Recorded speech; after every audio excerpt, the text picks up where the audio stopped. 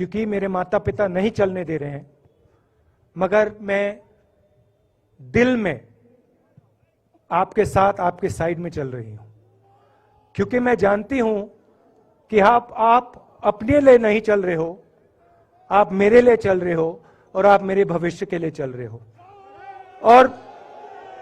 और उसी सेकंड में, पता नहीं अजीब सी बात है, उसी सेकंड मेरा दर्द उस दिन के लिए गायब हो गया। दूसरी बात, मैं चल रहा था और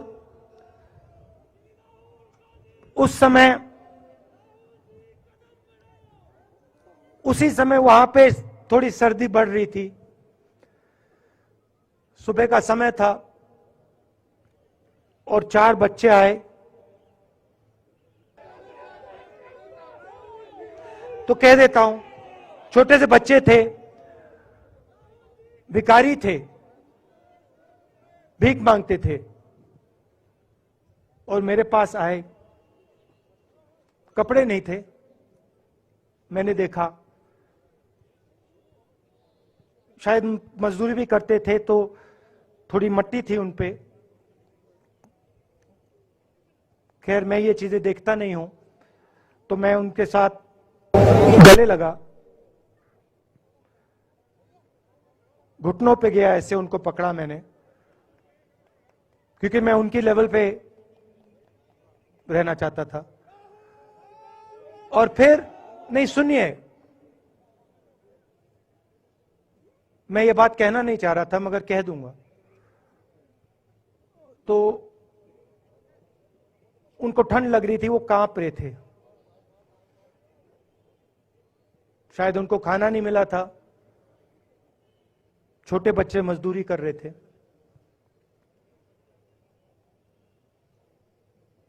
तो मैंने सोचा कि अब अगर ये स्वेटर नहीं पहनते हैं, अगर ये जैकेट नहीं पहन रहे हैं, तो मुझे भी नहीं पहनना चाहिए। मगर मैं झिझका क्यों आपको बताना चाहता हूं, मैं झिझका क्यों आपको बताना चाहता हूं। जब मैंने ये खत्म किया, मैं चल रहा था, तो हमारे साथ एक व्यक्ति थे, उन्होंने मेरे कान में बोला, राहुल जी, ये बच्चे गंदे हैं, इनके पास आपको ऐसे जाना नहीं चाहिए। तो मैंने उनसे कहा, वो आपसे और मुझसे दोनों से साफ हैं।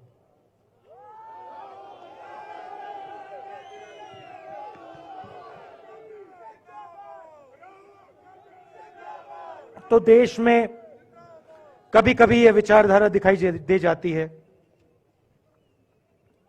दूसरी बात आपको बता देता हूं, शायद लोगों को अच्छी ना लगे। जब मैं चल रहा था, आपने देखा होगा कि बहुत सारी महिलाएं रो रही थी। आपने देखा? आपको मालूम है क्यों रो रही थी? नहीं, उसमें से बहुत सारी महिलाएं